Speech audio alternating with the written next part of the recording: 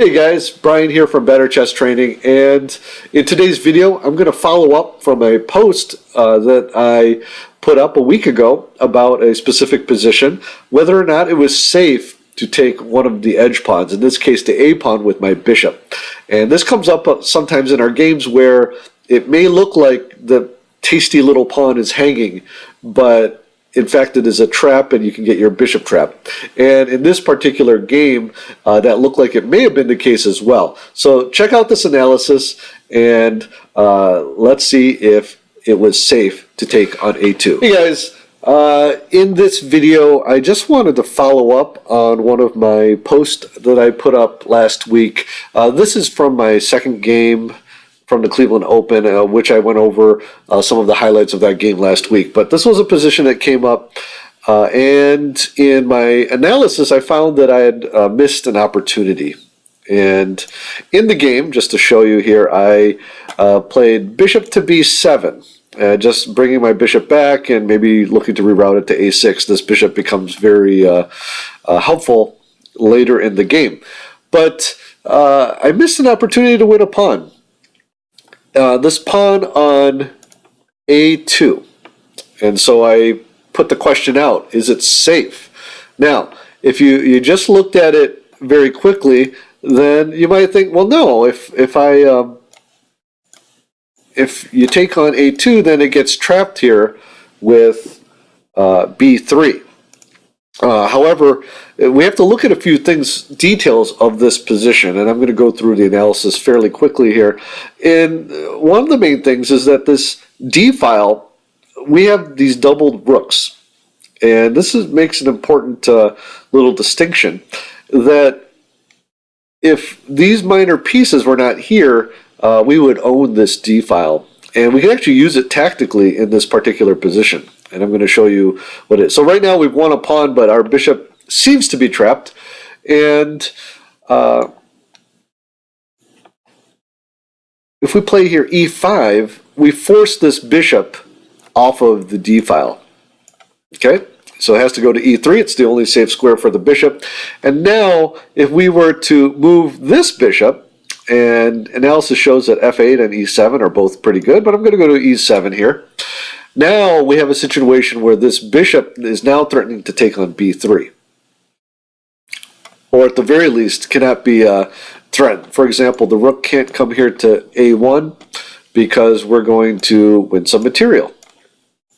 2 pieces for a rook. And then we're also probably going to win this pawn potentially. Okay, and I analyzed a little bit further, but the basic idea here is that the bishop is safe. Okay, let's go here.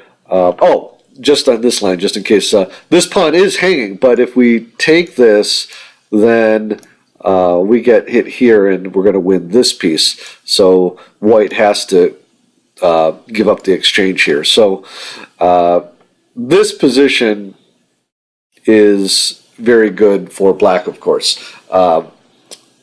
We basically have a piece, we're up a piece, and we might have to give back a pawn as we're getting back here, but totally winning for black.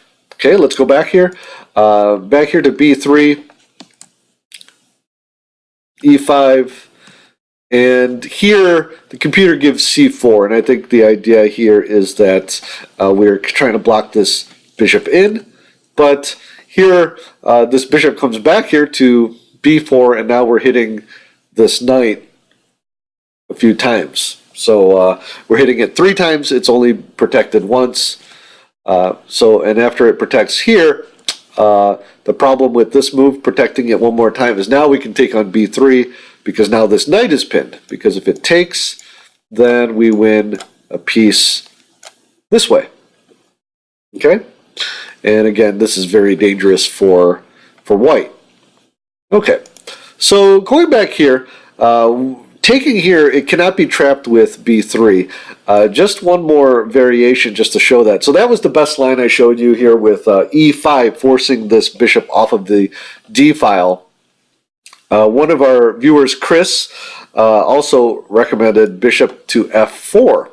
And actually this works also. It's not quite as powerful or as forcing, but it's very good as well, because the idea here is that if the rook comes here, then we take this piece, threatening this rook, and we're going to end up giving back a piece, I think, but at the very least, we're going to be able to win a little more material on the way out. Okay, here, let's see, can we just go back, and after he takes here, we are... Well, actually, in this particular position, I'm just looking at this now, we have a tactical shot right here. Okay, and so now this is pinned here as well. So, can be... this position is also very good. Let's go back to bishop to f4 and see what the general idea here is. The main issue with this move, and it's not really that big of a deal, is that bishop to d3 forces the action of this bishop. So then we can take, the rook takes, and then this bishop gets out. So the line here with bishop to f4 also works, and black is up a solid pawn in this line and has a passed a pawn. So it's also very good. The e5 line analyzes slightly better, but definitely the point here is that a2 pawn is safe. Now, in your own games, you have to make sure when you look at those end pawns, you got to make sure that you're not going to get trapped. But when you have other positional factors, for this, in this example, we have some tactical factors as well as the dominance on the d file. We're able to use those factors to grab that pawn. I wasn't able to do this during the game, but now that analyzing it, hopefully I could add this knowledge to my repertoire, and hopefully you can add it to yours so that you'll look out for those more in your game. Hey guys, hope you enjoyed that video. All of the analysis from this position and the game it came from, as well as the other games that I played from the Cleveland Open, will be on my Patreon page in full detail. So you can check that out. Over here, I'm going to have a playlist to all the videos from the Cleveland Open. I did a lot of analysis on those games. I learned a lot myself and hope to pass on some of that instructive material to you as well.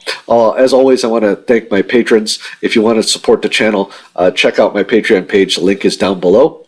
And have a great day.